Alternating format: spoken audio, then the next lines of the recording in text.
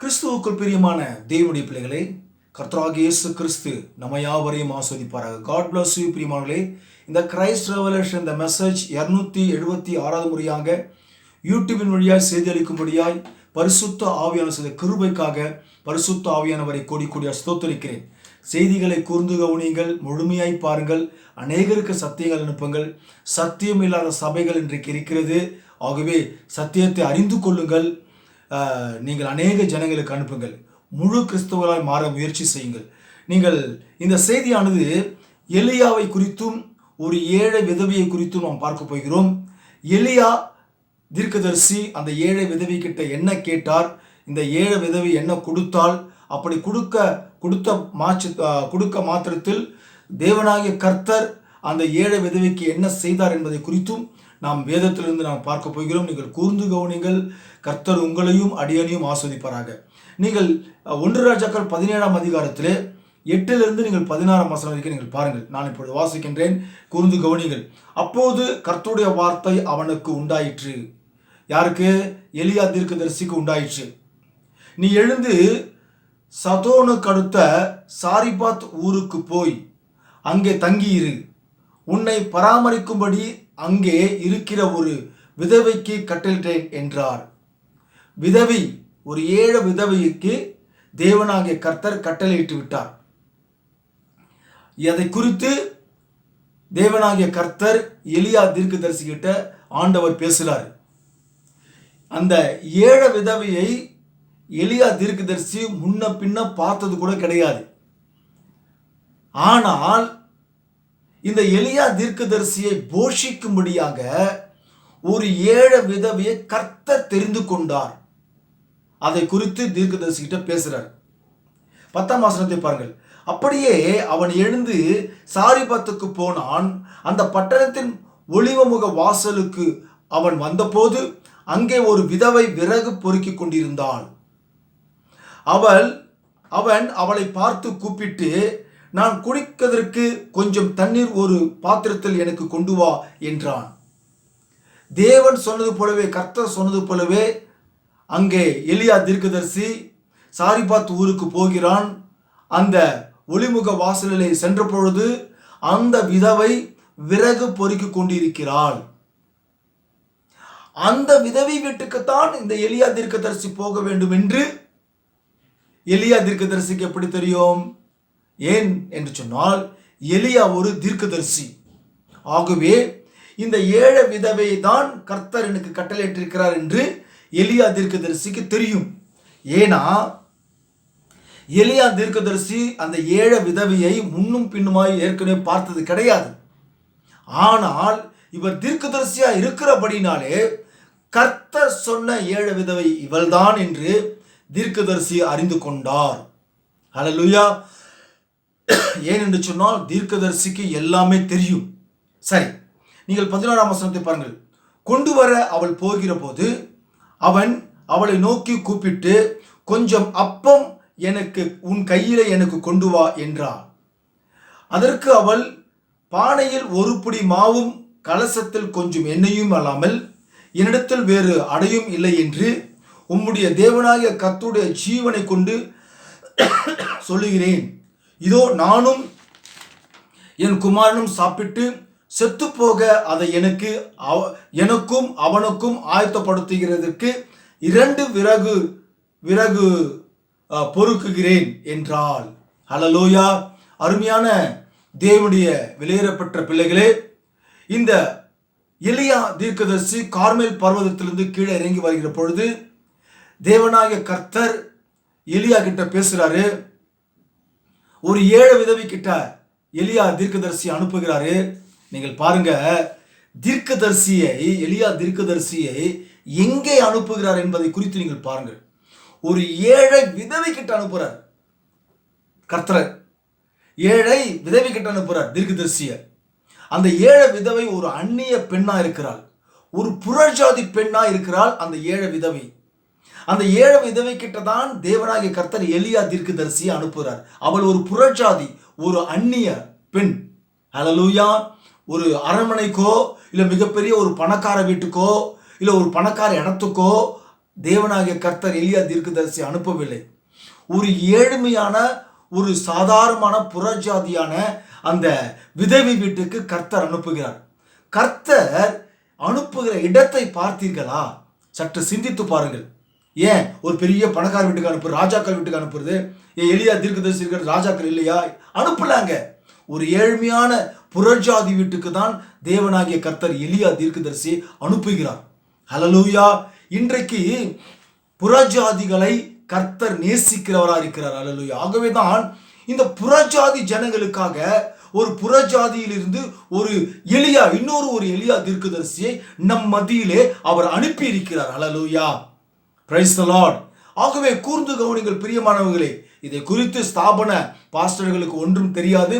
ஸ்தாபன பாஸ்டர்களும் அப்படி தெரிந்திருந்தாலும் இவைகளை குறித்து உங்களிடத்தில் பேசுவது கிடையாது. என்னவென்று, இன்றைக்கு கடைசி காலத்தில் புறஜாதி ஜனங்களுக்கு புறஜாதியிலிருந்து ஒரு தீர்க்கதரிசியை அனுப்பியிருக்கிறார் என்பதை குறித்து அவர்களுக்கு தெரியாது. இதை குறித்து நான் ஏற்கனவே யூடியூபில் பேசியிருக்கேன். யார் விசுவாசிக்கிறார்கள், யார் விசுவாசிக்கவில்லை என்பதை குறித்து எனக்கு தெரியாது. நான் சொல்ல வேண்டியது ஏற்கனவே நான் சொல்லிவிட்டேன். சரி, நீங்கள் பாருங்கள், தேவன் அவளிடத்தில் அங்கே விதவை வீட்டுக்கு போ என்று எலியா தீர்க்கதரிசியை அங்கே கூறியிருக்கிறார். ஆகவேதான் அந்த எலியா தீர்க்கதரிசி கர்த்தர் சொன்னபடி அந்த ஏழை விதவை வீட்டுக்கு எலியா தீர்க்கதரிசி போகிறாள்.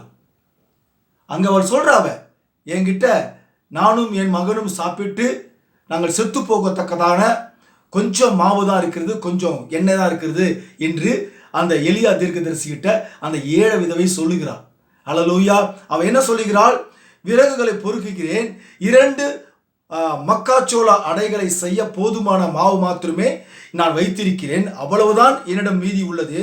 3 வருட காலமாக மழை இல்லாமல் இருக்கிறது அவள் கூறுகிறாள், ஏழை விசுவாசி. ஏன்னு சொன்னாக்கா, அந்த இடத்துல மழை இல்லாதபடியாய் எலியா தீர்க்கதரிசி கட்டளையிட்டபடினாலே கர்த்தர் ஸ்டாப் பண்ணிட்டாரு. அந்த ஏழை விதவை சொல்றாள், 3 வருஷமாக மழை இல்லாமல் இருக்கிறது. ஹல்லேலூயா.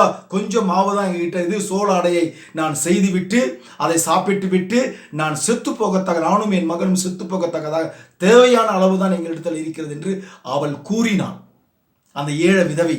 ஹல்லேலூயா. ஆனால் அப்படி கூறி இருந்தும் கூட அந்த எலியா தீர்க்கதரிசி சொல்லுகிறாரு, பரவாயில்ல, நீ முதலில் நீ செய்கிற அந்த அடையை முதலில் எனக்கு கொண்டு வா. அவ சொல்றா, ஏழை விதவை, நானும் என் மகனும் சாப்பிட்டு செத்து போகத்தக்கதான தான் எங்ககிட்ட அந்த மாவு இருக்குது, அந்த சோள அடையை நான் செய்ய போறேன், வேற ஒன்றுமே என்கிட்ட இல்லை, கர்த்தருடைய ஜீவனை கொண்டு உங்ககிட்ட நான் சொல்றேன் அப்படின்னு அந்த ஏழை விதவை சொல்றா. அப்படி சொல்லியிருந்தோம் எலியா தீர்க்கதரிசி சொல்றாரு பாருங்க, சரி அது இருக்கட்டும், ஃபர்ஸ்ட் எனக்கு முதல்ல செஞ்சு கொண்டு வா, பிறகு நீங்கள் சாப்பிடலாம் என்று எலியா தீர்க்கதரிசி சொல்றார். பாருங்க, அதுல கூட ஒரு எலியா தீர்க்கதரிசிக்கு கொஞ்சம் சுயநலம் இருக்குதுல்ல. ஹல்லேலூயா. ஆனா ஏன் அப்படி சொல்றாருன்னு கேட்டாக்கா, அது கர்த்தர் உரைக்கிற வார்த்தையா இருக்குது. அவர் கர்த்தரின் பட்சத்தில் இருக்கிற ஒரு தீர்க்கதரிசியா இருக்கிறார். ஆனால் அந்த ஏழை விதவை அவரை அறிந்து கொண்டாள். அவர் ஒரு தேவனுடைய மனுஷன், ஒரு தீர்க்கதரிசி, ஒரு பரிசுத்தவான் என்பதை அந்த ஏழை விதவை அறிந்து கொண்டாள். ஆகவேதான் தீர்க்கதரிசி சொல்லுகிறபடியே அவள் முதலில் போய் அந்த அவள்கிட்ட இருக்கிற மாவை பிசைந்து அடைய சுடுகிறாள். ஹல்லேலூயா. நீங்கள் பாருங்கள், கவனிங்கள், வேதத்தை கவனிங்கள், வாசிக்கின்றேன், என்ன நடக்குது என்பதை குறித்து நீங்கள் பாருங்கள். 13ஆம் வசனத்தை பாருங்கள். அப்பொழுது எலியா அவளை பார்த்து, பயப்படாதே, நீ போய் உன் வார்த்தையின்படி ஆயத்தப்படுத்து, ஆனாலும் முதலில் அதிலே எனக்கு ஒரு சிறிய அடையை பண்ணி என்னிடத்தில் கொண்டு வா, பின்பு உனக்கும் உன் குமாரனுக்கும் பண்ணலாம். இங்க வார்த்தை கவனிக்கணும் பிரியமானவர்களே. அங்க அவ சொல்றா, கொஞ்சம் தான் இருக்குது, 2 அடை தான் செய்ய முடியும். ஹல்லேலூயா. மக்காச்சோளத்துல 2 அடை தான் செய்ய முடியும், எனக்கும் என் பையனுக்கும் செய்யத்தக்க ரொட்டி தான் செய்ய முடியும், வேற இல்லை என்று அவ சொல்றா. அவர் சொல்றாரு, முதல்ல எனக்கு கொடுத்துடு, பின்பு நீங்க 2 பேரும் சாப்பிடலாம். எப்படி சாப்பிட முடியும் 2 பேரும்? இருக்கிறது 2 அடை, அதுல ஒரு அடை தீர்க்கதரிசி கொடுத்துட போறா, ஒரே ஒரு அடை தான் இருக்கும் போது. ஆனா தீர்க்கதரிசி சொல்றாரு, எலியா தீர்க்கதரிசி சொல்றாரு, ஆனா நீ எனக்கு முதல்ல கொடு, அப்புறமா நீங்க சாப்பிடுங்க. ஏன்னா அது கர்த்தர் உரைக்கிற வார்த்தை. ஹல்லேலூயா. எலியா தீர்க்கதரிசி சொல்லுகிற வார்த்தை கர்த்தர் உரைக்கிற வார்த்தை. நல்லா கவனிங்க. இன்னைக்கு நான் ஓலால இது நடந்த நிகழ்ச்சி உங்கள்கிட்ட சொல்கிறேன். நடந்த நிகழ்ச்சி. ஓலால நான் வண்டி ஓட்டும் போது, டிரைவராக வேலை செய்யும்போது, வண்டி ஓட்டும் போது ஒரு ஏழ்மையான தச்சர் என்கிட்ட ஒரு வார்த்தையை சொன்னார். இதை நான் யூடியூப்பில் பேசியிருக்கிறேன். அதாவது அவர் இப்போ சர்ச்சைக்கெல்லாம் போகிறதில்ல. என்கிட்ட சொன்னார், நான் சர்ச்சைக்கெல்லாம் போகிறது. ஏங்க ஐயா போகலன்னு கேட்டதுக்கு, இல்லை நான் எனக்கு உடம்பு சரியில்லை. உடம்பு சரியில்லாமல் இருக்கும்போது திடீர்னு என்னுடைய பாஸ்டர் வீட்டுக்கு வந்தார். வீட்டுக்கு ஏன் வரலனாக்கா, இது மாதிரி உடம்பு சரியில்லை, அதெல்லாம் வர முடியல அப்படின்னு இவர் சொல்லியிருக்கிறார். அப்போ அவர் உடனே என்ன கேட்டுக்கிறார், சரி நீ வரல, தசம பாகம் ஏன் கொடுக்கல அப்படின்னு இவர் கேட்டிருக்கிறார் இந்த பாஸ்டர் வாயை திறந்து. அப்போ இவர் சொன்னால் தசம பாகம் கூட என்கிட்ட காசு இல்லையா அப்படின்னு இந்த ஏழ்மையான தச்சர் சொல்லியிருக்கிறார்.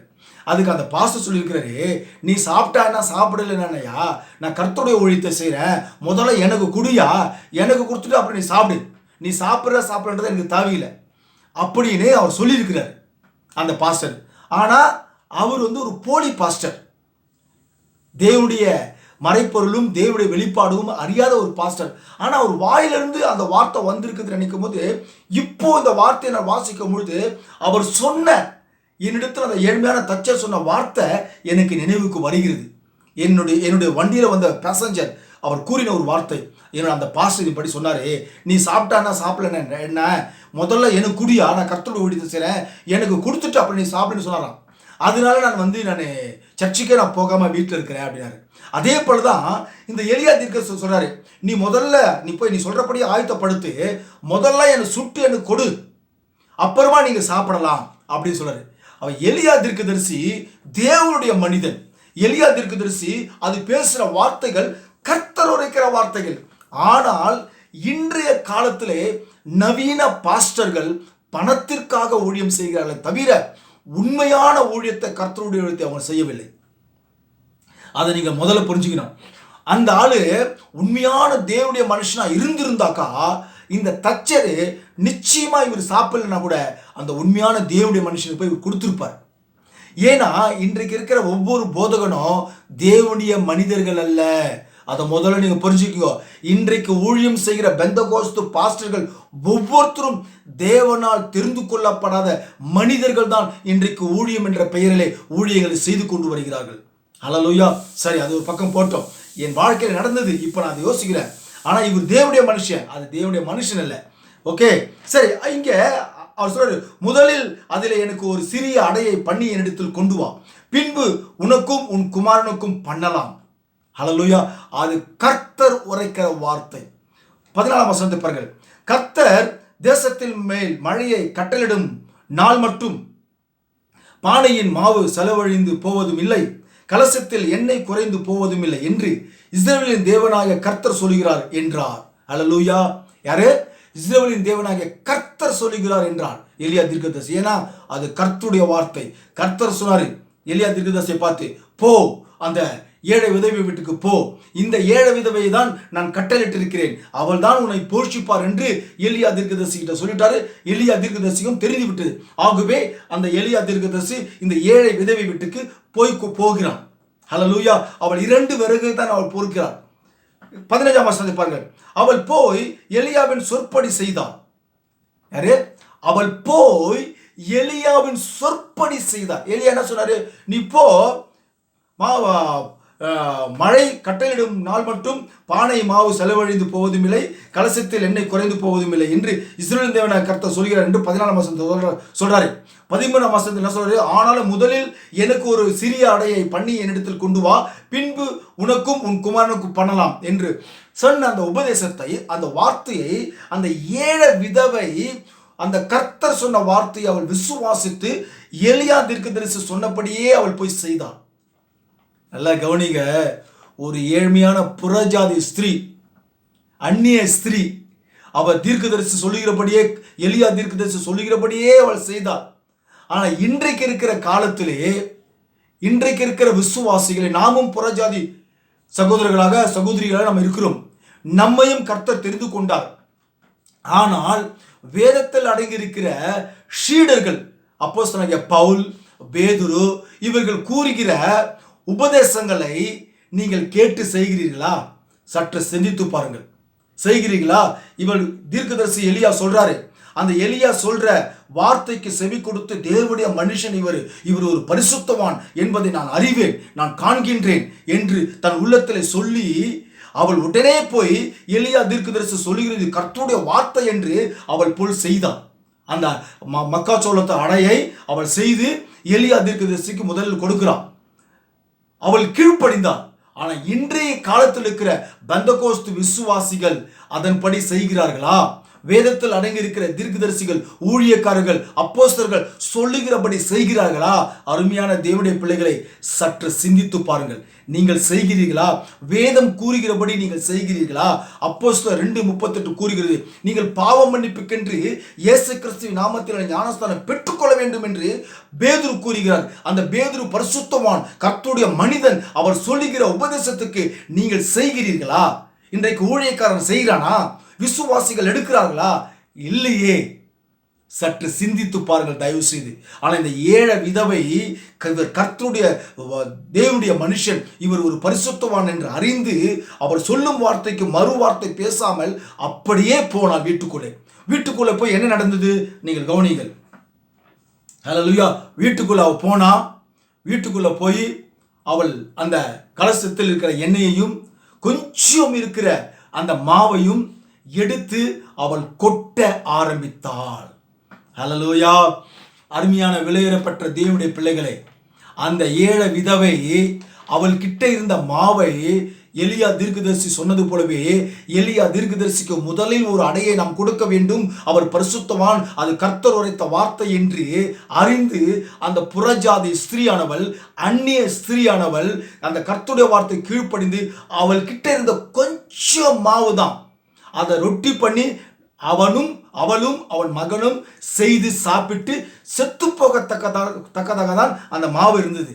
ஆனால் அதுலேயும் முதலில் ஒரு அடையை செய்து அந்த ஊழியக்காரர் கொடுக்கணும், தீர்க்கதரிசி கொடுக்கணும்னு அவள் செய்கிறாள். செய்வதற்கு முன்பாக அவளிடத்தில் இருந்த மாவை கொட்டுகிறாள். அருமையான தேவனுடைய விலையேறப்பெற்ற பிள்ளைகளை, இன்றைக்கு உலகத்திலே ஒவ்வொரு கிறிஸ்தவனும் இந்த ஏழை விதவை செய்தது போலதான் நாம் யாவரும் செய்ய வேண்டும். ஹல்லேலூயா. என்ன செய்ய வேண்டும்? அவளிடத்தில் இருந்த மாவை அவள் கொட்டினாள்.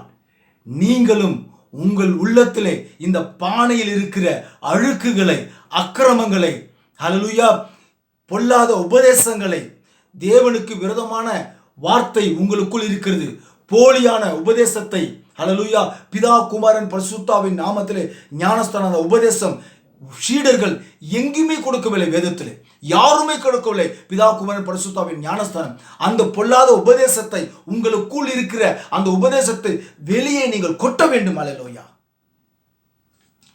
நீங்கள் வெளியே கொட்ட வேண்டும். உங்களுக்குள் இருக்கிற அந்த ஒரு ஜாதி வெறி, ஜாதி கிறிஸ்துவனாய் இருந்து கொண்டும் உங்களுக்குள் இருக்கிற ஜாதி வெறியை நீங்கள் வெளியே கொட்ட வேண்டும்.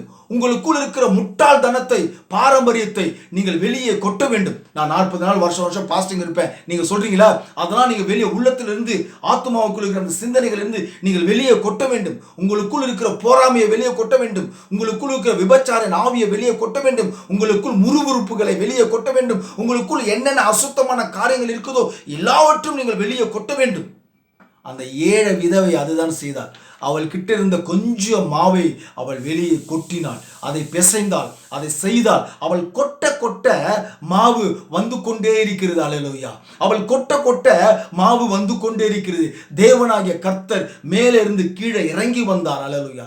கீழே இறங்கி வந்து அந்த ஏழை விதவியின் வீட்டிலே அந்த கொஞ்சம் பாத்திரத்தில் இருக்கிற மாவு கொட்டும்போது அங்கே மீண்டுமாய் நிரப்புகிறார். மீண்டுமாய் அவள் கொட்டுகிறாள், மீண்டுமாய் நிரப்புகிறார், மீண்டுமாய் அவள் கொட்டுகிறார். இந்த உலகத்திற்கு தேவையானது ஒன்றே ஒன்று, உனக்குள் இருக்கிற எல்லா விதமான அசுத்தமான காரியங்களை நீ வெளியே கொட்ட வேண்டும். அல்லேலூயா. அப்பொழுதுதான் பரிசுத்த ஆவியானவர் உங்களை நிரப்புவார். அல்லேலூயா. நீ வெளியே கொட்டாமல் இருப்பாய் என்று சொன்னால் பரிசுத்த ஆவியானவர் உன் உள்ளத்தை நிரப்ப மாட்டார். அல்லேலூயா. அதை முதல்ல புரிஞ்சுக்குங்க தயவு செஞ்சு. இந்த ஏழை விதவை செய்தது போல நீங்களும் உங்கள் உள்ளத்தில் இருக்கிற சகலவிதமான காரியங்களை நீங்கள் வெளியே கொட்டிதான் ஆக வேண்டும் பிரியமானவர்களே. ஹல்லேலூயா. மாமிசத்திற்கு நீங்கள் பாருங்கள், கலாத்தியர் 6ஆம் அதிகாரம் 19ஆம் வசனம் 21ஆம் வசனம் முழுவதும் நீங்கள் பார்க்க போனால் விபச்சார ஆவி உங்களுக்குள் இருக்கிறது, வேசித்தனம் ஆவி உங்களுக்குள் இருக்கிறது, காம விவகாரம் ஆவி உங்களுக்குள் இருக்கிறது, விக்கிர ஆராதனை ஆவி உங்களுக்குள் இருக்கிறது, பில்லிசூனி ஆவி, பகைகள், விரோதங்கள், சண்டைகள், ஹல்லேலூயா, கொலைகள், வெறிகள், கலையாட்டங்கள், இவைகள் அனைத்தையும் உங்களுக்குள் கிறிஸ்தவன் என்ற போர்வையிலே உங்களுக்குள் வைத்திருக்கிறீர்கள். அவைகள் அனைத்தையும் வெளியே கொட்டுங்கள். பொல்லாத அந்த மனுஷனுடைய உபதேசத்தை உங்களுக்குள் இருக்கிறது, அதை வெளியே கொட்டுங்கள். உண்மையான சத்தியத்துக்கு நீங்கள் செவி கொடுங்கள். அப்பொழுது பரிசுத்த ஆவியானவர் உங்கள் உள்ளத்தை நிரப்புவார். ஹல்லேலூயா. எப்படி இந்த ஏழை விதவை மாவு கொட்ட கொட்ட கர்த்தர் இறங்கி வந்து அந்த பாத்திரத்திலே மாவை நிரப்பிக் கொண்டு இருந்தாரோ, அதே போல உங்களுடைய உள்ளத்திலும் பரிசுத்த ஆவியானவர் பரிசுத்தமான வார்த்தைகளை, பரிசுத்தமான உபதேசங்களை, வெளிப்பாடுகளை, மறைப்பொருளை, கர்த்தர் ஆவிக்குரிய வரங்களை உங்களுக்குள் நிரப்புவார். அன்பு இல்லை, சகோதர சிநேகம் இல்லை, ஹல்லேலூயா, உங்களிடத்துல கிறிஸ்துவர் என்ற போர்வையிலே உங்களிடத்துல ஒன்றுமே இல்லை. அது கிறிஸ்தவனா, ஸ்தாபனத்து கிறிஸ்தவனா இருக்கட்டும், அது மனவாட்டி கிறிஸ்தவனா இருக்கட்டும், சகோதர சிநேகம் இல்லாமல் இருக்கிறீர்கள், முழு அன்பு இல்லாமல் இருக்கிறீர்கள், ஒருவருக்கு ஒருவர் சமாதானம் இல்லாமல் இருக்கிறீர்கள். இன்றைய காலத்தில் இவைகள் எல்லாவற்றையும் உங்களுக்குள் இருக்கிற பொல்லாத ஆவி, உங்களுக்குள் இருக்கிற பொல்லாத ஆவியை நீங்கள் வெளியே கொட்டும் பொழுது, வெளியே அனுப்பும் போது கர்த்தர் உங்களை நிரப்ப வல்லவராக இருக்கிறார். எப்படி இந்த ஏழை விதவையை கர்த்தர் நிரப்பினாரோ, அதே போல இன்றைக்கும் அதே கர்த்தர் உங்கள் உள்ளத்திலே ஆவிக்குரிய வரங்களை அவர் நிரப்புவதற்கு காத்து கொண்டிருக்கிறார். உள்ளத்திலே இறங்கி வர காத்து கொண்டிருக்கிறார் பிரியமானவர்களே. ஹல்லேலூயா. நீங்கள் பாருங்கள், முதலாவது அங்கே ஏழை விதவை பொறுக்குகிறார். 2 விறகை பொறுக்கிறார் என்று வேத வாக்கியம் கூறுகிறது. ஆனால் நீங்கள் 2 தீமோத்தேயு 4ஆம் அதிகாரம் 3-4 பாருங்கள். வேதம் சொல்லுகிறது, அவர்கள் ஆரோக்கியமான உபதேசத்தை பொறுக்க மனதில்லாமல் இருக்கிறார்கள். ஹல்லேலூயா. ஆரோக்கியமான உபதேசத்தை பொறுக்குவதற்கு இன்றைய காலத்தில் இருக்கிற விசுவாசிகளுக்கு மனசு இல்லை.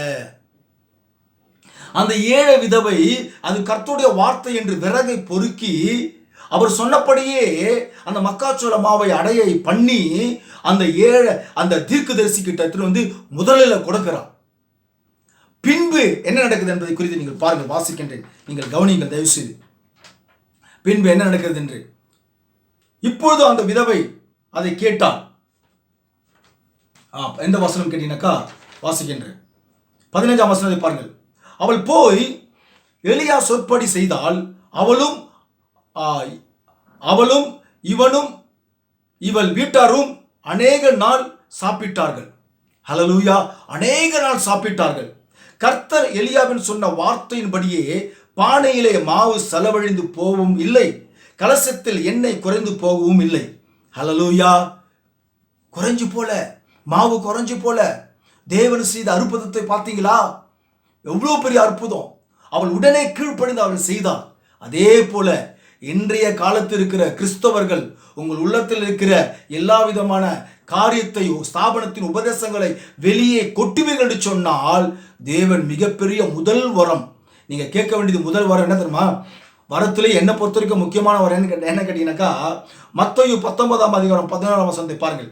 வரம் பெற்றவர்களே தவிர மற்றவர்கள் இந்த வசனங்களை ஏற்றுக்கொள்ள மாட்டார்கள் என்று ஒரு வசனம் இருக்கிறது, மத்தேயு 19ஆம். ஆகவே தேவனுடைய சத்தியத்தை ஏற்றுக்கொள்ளும்படியாக, தேவனுடைய வெளிப்பாடுகளை ஏற்றுக்கொள்ளும்படியாக, தேவனுடைய மறைப்பொருள் ரகசியங்களை ஏற்றுக்கொள்ளும்படியாக நாம் ஏற்றுக்கொள்ள வேண்டும் என்று சொன்னால் அந்த ஏற்றுக்கொள்வதற்கு தக்கதான வரம் நம்ம கிட்ட இருக்கணும்.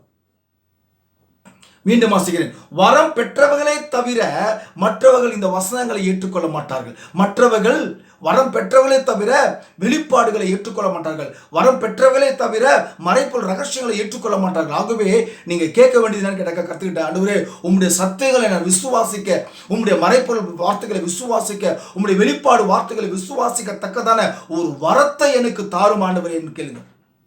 அப்பொழுது நீ உங்ககிட்ட இருக்கிறதெல்லாம் வெளியே கொட்டுவா என்று சொன்னால், ஹல்லேலூயா, வெளியே கொட்டுவா என்று சொன்னால் அன்பு, சந்தோஷம், சமாதானம், நீடிய பொறுமை, தயவு, நற்குணம், விசுவாசம், சாந்தம், இச்சையடக்கம், ஹல்லேலூயா, தேவனுடைய மறைப்பொருள், தேவனுடைய வெளிப்பாடுகள், தேவனுடைய முழு அன்பு எல்லாமே கர்த்தர் உன் உள்ளத்தை நிரப்ப வல்லவராயிருக்கிறார். ஹல்லேலூயா.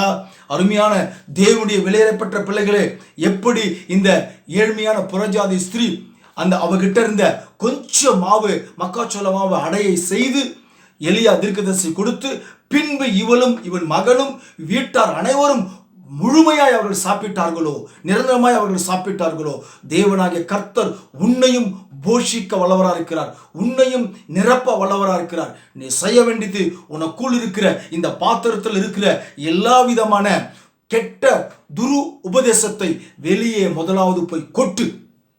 அப்பொழுது தேவனாகிய கர்த்தர் உன்னை நிரப்ப வல்லவராக இருக்கிறார். நீங்கள் வேதத்தை பாருங்கள்.